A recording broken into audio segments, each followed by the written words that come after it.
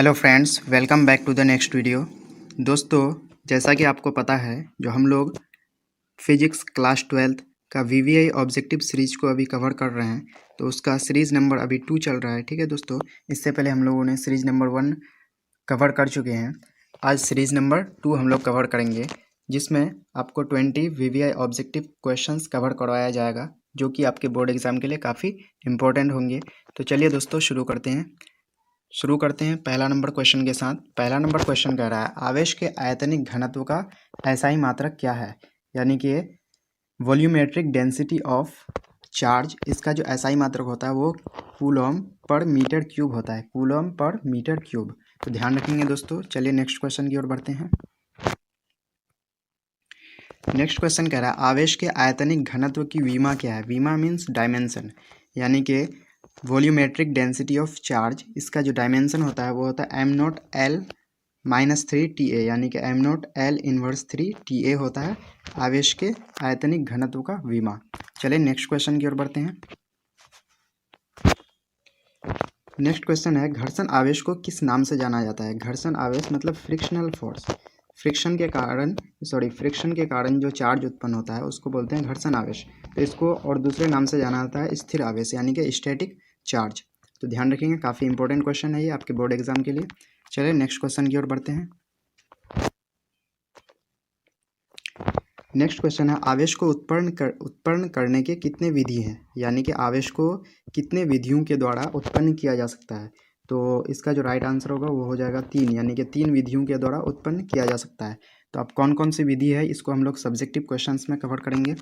अगला क्वेश्चन है, स्थिर वैद्युत बल कितने प्रकार के होते हैं, यानी कि इलेक्ट्रोस्टैटिक जो फोर्स होते हैं वो कितने तरह के होते हैं। तो वो 2 तरह के होते हैं। चलिए नेक्स्ट क्वेश्चन की ओर बढ़ते हैं।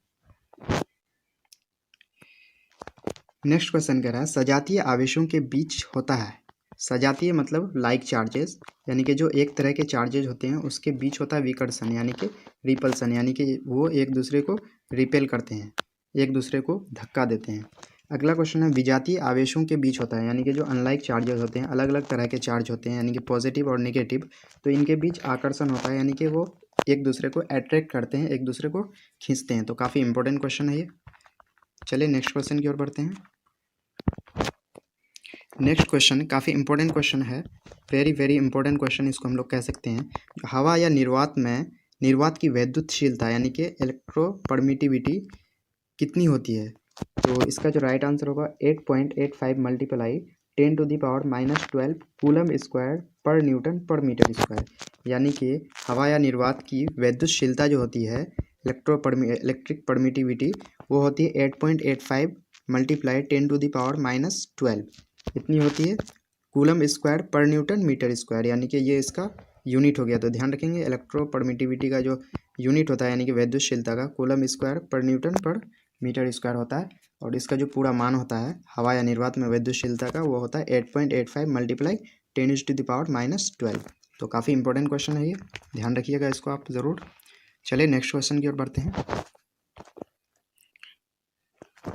नेक्स्ट क्वेश्चन, हवा या निर्वात के लिए स्थिर वैद्युत बल का मान कितना होता है, यानी कि हवा, एयर या वैक्यूम के लिए इलेक्ट्रोस्टैटिक फोर्स का वैल्यू कितना होता है, मान कितना होता है। तो ये हो जाता है 9 multiply 10⁹ Q1 Q2 upon R square, यानी कि 9 multiply 10⁹ Q1 Q2 upon R square. Q मतलब Q1 हो गया एक चार्ज और Q2 दूसरा चार्ज, और R हो गया उसके बीच की दूरी, यानी कि डिस्टेंस। चलिए नेक्स्ट क्वेश्चन की ओर बढ़ते हैं।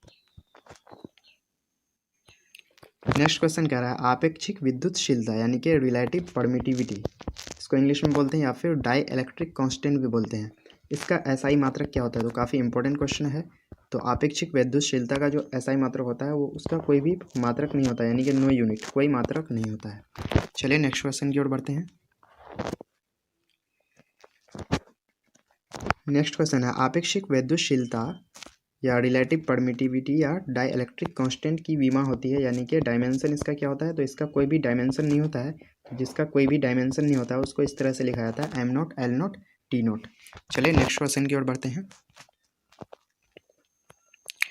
नेक्स्ट क्वेश्चन काफ़ी इंपॉर्टेंट क्वेश्चन है। यहाँ पे दिया हुआ है, जल के लिए आपेक्षिक विद्युतशीलता का मान होता है, जल के लिए आपेक्षिक विद्युतशीलता का मान होता है वो होता है 80। तो ध्यान रखेंगे, जैसे कि हम लोगों ने अभी देखा आपेक्षिक विद्युतशीलता का कोई भी मात्रक नहीं होता है, इसलिए सिर्फ और सिर्फ 80 होता है जल के लिए आपेक्षिक विद्युतशीलता। काफ़ी इंपॉर्टेंट क्वेश्चन है। चलिए आगे बढ़ते हैं। आगे क्वेश्चन कर रहा है धातु के लिए आपेक्षिक विद्युतशीलता कितनी होती है। यानी कि धातु मेटल्स के लिए आपेक्षिक विद्युतशीलता का मान अनंत होता है, यानी कि इन्फिनाइट होता है धातु के लिए आपेक्षिक विद्युतशीलता का मान। अगला क्वेश्चन है हवा के लिए आपेक्षिक विद्युतशीलता का मान कितना होता है। तो हवा के लिए जो होता है 1.008 होता है, जिसको हम लोग लगभग में 1 मान सकते हैं। तो काफ़ी इंपॉर्टेंट क्वेश्चन है ये, इसको आप ज़रूर ध्यान रखेंगे। चलिए नेक्स्ट क्वेश्चन की ओर बढ़ते हैं। नेक्स्ट क्वेश्चन कर रहा है निर्वात के लिए आपेक्षिक विद्युतशीलता का मान होता है। निर्वात के लिए, तो निर्वात के लिए 1 होता है, यानी कि हवा के बराबर लगभग।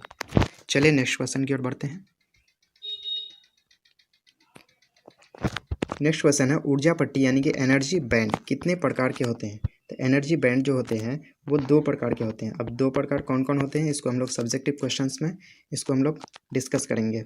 चलिए नेक्स्ट क्वेश्चन देखते हैं। नेक्स्ट क्वेश्चन है जिस पदार्थ में फॉरबिडन एनर्जी गैप शून्य हो उसे क्या कहते हैं।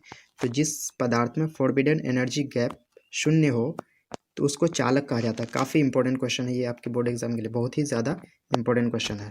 यानी कि जिस पदार्थ में फॉरबिडन एनर्जी गैप शून्य हो उसको चालक कहते हैं। तो इसको हम लोग डिस्कस करेंगे सब्जेक्टिव क्वेश्चन में फॉरबिडन एनर्जी गैप को। चलिए नेक्स्ट क्वेश्चन की ओर बढ़ते हैं।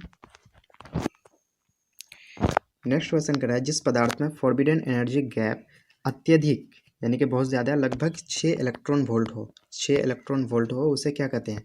यानी कि फॉरबिडन एनर्जी गैप ज़्यादा होगा तो यानी कि करंट उससे फ्लो नहीं होगा, यानी कि उसको इंसुलेटर बोलेंगे, जिसको हिंदी में कुचालक या फिर अचालक कहा जाता है। तो ध्यान रखेंगे जिसका forbidden energy gap 6 electron volt होता है उसी को इंसुलेटर बोलेंगे। चलिए नेक्स्ट क्वेश्चन की ओर बढ़ते हैं। नेक्स्ट क्वेश्चन कर रहा है जिस पदार्थ में फॉरबिडन एनर्जी गैप काफ़ी कम लगभग 1 इलेक्ट्रॉन वोल्ट हो उसको क्या कहेंगे।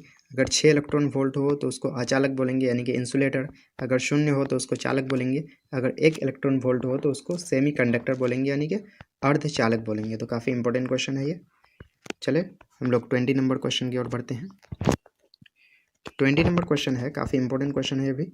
इसमें कह रहा है ऐसे पदार्थ जिनसे आवेश प्रवाहित न हो परंतु आवेश उत्पन्न हो। ऐसा पदार्थ जिसमें आवेश उत्पन्न हो लेकिन उससे आवेश फ्लो नहीं हो यानी कि प्रवाहित नहीं हो, तो ऐसे पदार्थ को डाई इलेक्ट्रिक सब्सटेंस बोलते हैं। काफ़ी इंपॉर्टेंट क्वेश्चन है, इसको आप जरूर ध्यान रखेंगे। डाई इलेक्ट्रिक सब्सटेंस जैसा कि कॉम्ब, कंघी, इसमें आवेश उत्पन्न होता है। विलेन क्लॉथ यानी कि ऊनी जो कपड़े होते हैं इसमें आवेश ज़रूर उत्पन्न होते हैं लेकिन आवेश इससे फ्लो नहीं होते यानी कि प्रवाहित नहीं होते हैं। तो दोस्तों यहाँ पे हम लोगों ने 20 VVI ऑब्जेक्टिव्स कवर किए हैं। तो अगर आपको ये वीडियो अच्छा लगे तो वीडियो को लाइक कर दीजिएगा और